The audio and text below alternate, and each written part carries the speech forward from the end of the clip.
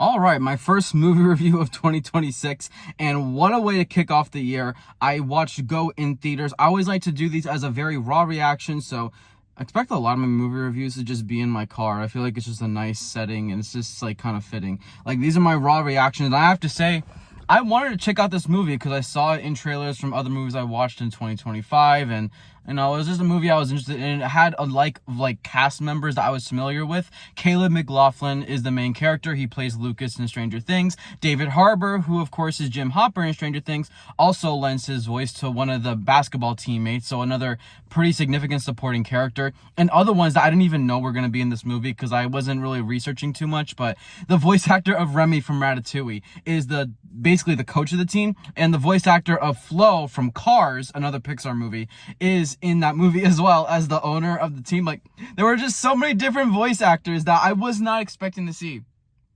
Not at all. It shocked my surprise. A lot of them I caught their voices, which, is definitely a good thing.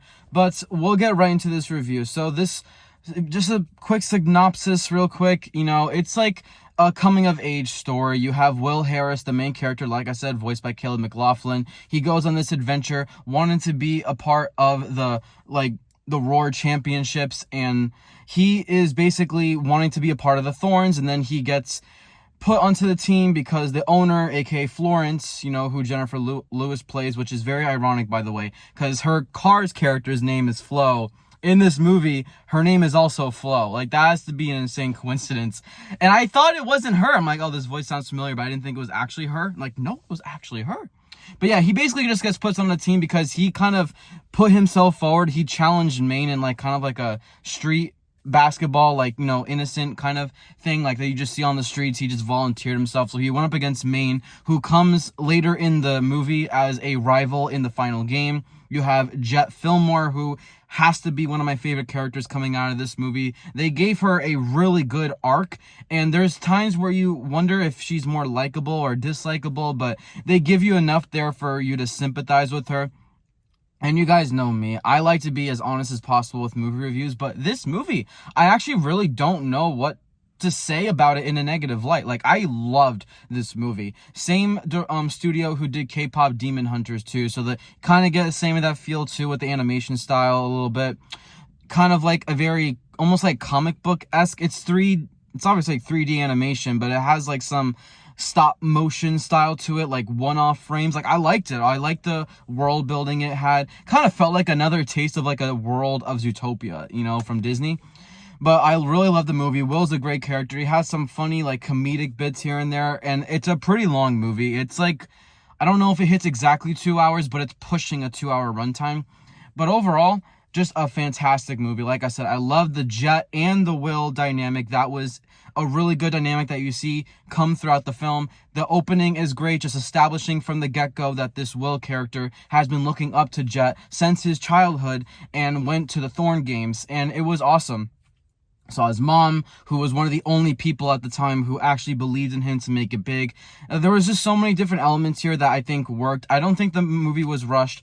Really great pace and just a lot of tension in it. There's a lot of unpredictability, a lot of edge of your seat kind of scenes. I greatly appreciate that out of movies. And there was so much. I was I didn't want to leave. I love those movies. I didn't want to leave. And just to let you guys know, my theater, they actually clapped at the end of the movie. And I rarely clap because I feel like that's such a corny thing to do. But I mean, I didn't care. I low-key whistled too. I don't care. That movie deserved it. Tenfold, it deserved it. And it was just great. I love the movie. I mean, the movie is called GOAT. I can tell you my personal opinion. It doesn't lie. That title does not lie. It is a GOAT movie. Yep, pretty much. And it was just really cool seeing. I know it could get a little stereotypical, which is also why I really appreciate this movie, because a lot of these stories become a little stereotypical in the sense that, oh, maybe there's too many of these, oh, I'm not gonna make it, oh, I did make it. It has that basis, but it does something with that basis. It advances the story. You care about these characters. There's a nice diversity to characters, and the world building is really good. I would not mind seeing more out of this franchise for the coming years. I'd like to see this maybe get some shorts here and there, maybe a TV show way down the line. Who knows? But I'm up for it. I really am up for it. But that is my raw reaction to the GOAT movie. I loved all the characters. Also have to shout out that one of Will Harris's friends in the movie, I think his name is Daryl, right? So Daryl is one of his friends. He's actually the voice by Eduardo Franco, who I know him as Argyle from Stranger Things Season 4. So you have Eduardo Franco, David Harbour, and Caleb McLaughlin. 3 characters who are in Stranger Things, and I feel like a lot of people mostly know them from Stranger Things, especially Caleb and especially Eduardo. David Harbour, rightfully so. You could know him for much beyond Stranger Things. He's in the Marvel DC universe, for God's sake. So that is going to wrap it up for this whole review, raw review in my car, basically out of theater reaction. I'm just going to pull up and say it, guys. 10 out of 10 movie. Like, I rarely give 10 out of 10s nowadays for stuff that I see in theaters. But, yeah, I don't really know what's wrong with this movie. I loved this movie. It's definitely one that I can see myself rewatching a few times, like, in the future. That's also something that's really good to consider with these movies is rewatchability. But it does it for me. It really does. So if you have seen the movie, let me know what you think. I hope I didn't go too much into spoiler territory with this, but I love the movie. I just wanted to give a raw reaction, and hopefully nothing that really spoils too much for you. I just kind of went over some character bases, some arcs that you get, like some good stuff there. But overall, I like the antagonistic figures. I love the protagonistic figures.